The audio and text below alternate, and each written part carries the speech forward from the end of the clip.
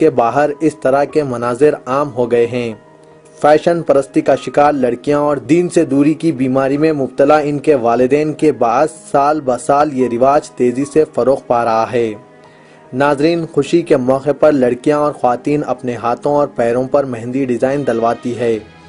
اس پر کوئی اعتراض بھی نہیں کر سکتا، لیکن آج کل بنجارہ ہلز، ماسب ٹینک، ایبٹس، پنجاگٹا، سماجی گڑا، حمایت نگر میں واقع اہم ہوٹلوں اور شاپنگ مالز کے باہر اور اندرونی حصوں میں خواتین اور لڑکیوں کے لیے مہندی ڈیزائن ڈلوانے کا خصوصی انتظام کیا جا رہا ہے۔ اس سلسلے میں دوسری ریاستوں سے تعلق رکھنے والے غیر مسلم نوجوانوں کی خدمات حاصل کی جا رہی ہے، جو مہندی ڈیزائننگ میں اتنے ماہر ہیں کہ ہماری دختران ملت بڑی خواہشوں اور ارمانوں کے ساتھ ان کے ہاتھوں میں ہاتھ دیے مہندی ڈلوانے میں ایک دوسرے سے سبقت حاصل کر رہی ہے۔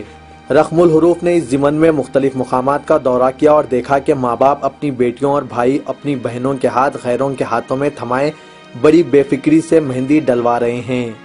لڑکی دوسرے نوجوانوں کے ہاتھوں میں ہاتھ دیے بیٹھی ہے اور اس کے والدین و دیگر رشتہ دار ماہ رمضان المبارک کے آخری راتوں میں اس کے قریب ٹھہر کر نظارے کر رہے ہیں۔ سیاست کے نمائندے نے مہندی ڈالنے والے غیر مسلم نوجوانوں سے بات کی۔ ان لوگوں نے بتایا کہ کچھ سال سے وہ خاص طور پر حیدرآباد آ رہے ہیں اور چاند رات کو تو ان کی چاندی ہی چاندی ہے۔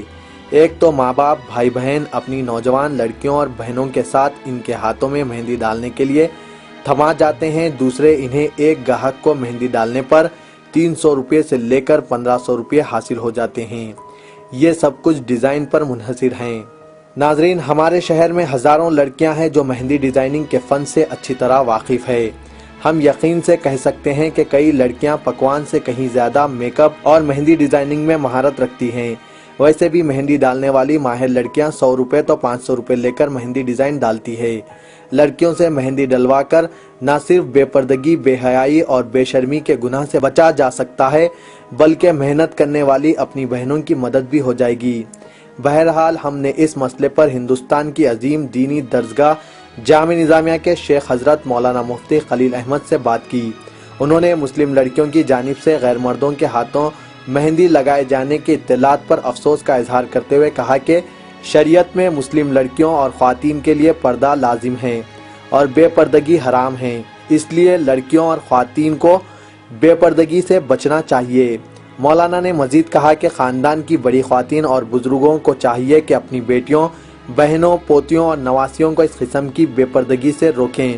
غیر مردوں سے مہندی ڈلوانے کے بجائے گھروں میں ہی لڑکیوں یا خواتین سے مہندی ڈلوائیں۔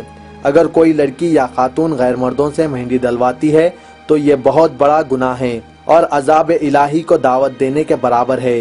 بہرحال پردہ دین و دنیا دونوں اعتبار سے خواتین کے لیے ایک ڈھال ہے۔ ایسے میں والدین کو چاہیے کہ اپنی بچیوں کو بار بار پردے کی اہمیت، اس کی افادیت سے واقف کرواتے رہیں اور بتائیں کہ بے پردگی اور بے حیائی میں صرف اور صرف ذلت ہی ذلت ہے اور یہ ایک نئے فتنے کا باعث بنتی ہے۔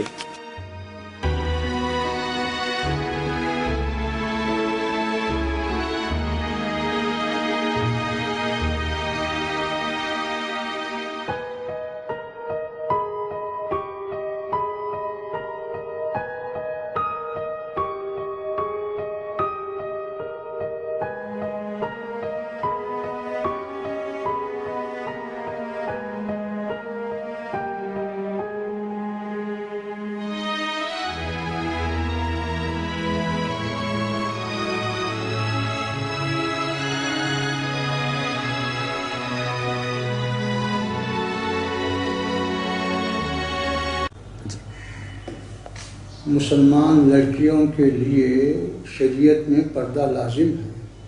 غیر مرد کے سامنے جو ہے بے پردہ ہونا یہ حرام ہے۔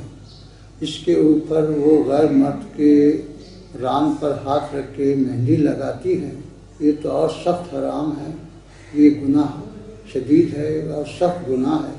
اس سے تمام مسلمان لڑکیوں کو بچنا چاہیے، ان کے اہل خاندان کو چاہیے، ان کے بزرگوں کو چاہیے کہ وہ اپنی لڑکیوں کو اس طرح سے کرنے سے روکیں۔ اس طرح کا عمل آئندہ ایک فتنے کی شکل اختیار کرتا ہے اور خاندان کی رسوائی اور بدنامی کا سبب بنتا ہے۔ میں تمام